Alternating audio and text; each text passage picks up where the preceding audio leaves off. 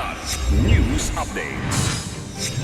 Mga balita ngayon, sospek sa pagpaslang sa makeup artist sa Batangas natagpo ang patay sa kulungan. Pilipinong polis nanguna sa International Police Exchange Program sa Abu Dhabi. Alex Ayala abante sa round of 16 ng Abu Dhabi Open.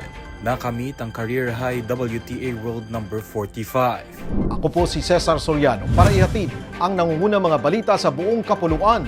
Ngayon, Sensitibong balita, natagpo ang patay sa loob ng Municipal Jail ng Lobo, Batangas nitong linggo ng gabi ang narestong sospek sa pagpatay sa isang lalaking makeup artist. Ayon sa pulisya, ang suspect na kinilalang si Roy ay nadiskubre sa loob ng banyo ng kulungan, nakaupo sa sahig at may tali sa leeg na nakakabit sa isang bahagi ng pasilidad. Batay sa ulat ng Police Regional Office 4A, hinihinalang suicide ang insidente at ang ginamit na tali ay mula umano sa kanyang shorts.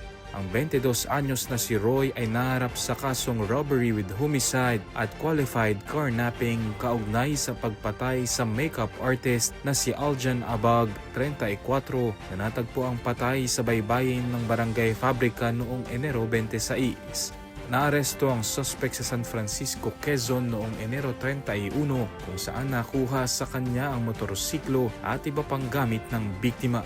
Napag-alaman ding una ng nasangkot ang suspect sa pagnanakaw at pagpatay sa isa ring beautician sa San Juan, Batangas noong January 10, 2026. Nanguna ang Pilipinong polis na si Police Major Inar Vic V. Florese ng Camarines Sur Police Provincial Office matapos magtapos bilang top 1 sa International Police Exchange Program sa Abu Dhabi Police College sa United Arab Emirates.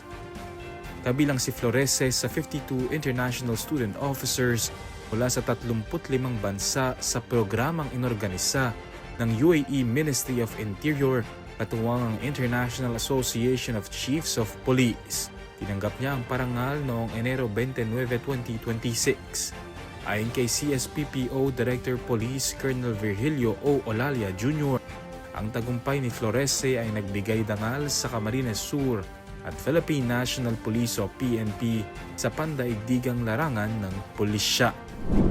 Nagpakitang gilas ang Filipina tennis sensation na si Alex Ayala sa kanyang unang WTA 500 tournament ngayong taon matapos daigin si Zeynep Sonmez ng Turkey 6-4, 6-3 sa first round ng Mubadala Abu Dhabi Open nitong Miyerkules ng umaga oras sa Pilipinas.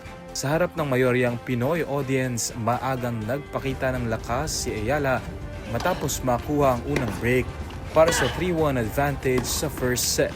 Kahit nakahabol si Sonmez at naitabla sa 3-all, muling bumawi ang Filipina Ace at nakuha ang tatlo sa huling 4 na games para maselyuhan ng set.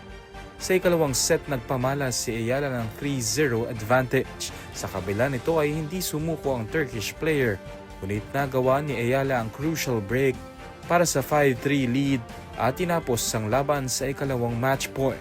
Sunod na makakatapat ni Ayala si Alexandra Sasnovich sa second round ng tournament. Bago ito ay nakamit ni Ayala ang career high ranking na world number 45 sa pinakahuling WTA singles ranking. Para sa Kidlat News Channel, ako si Renzel Linon, nag-uula. ako po si Cesar Soriano, kasama nyo sa bawat pagputo ng balita.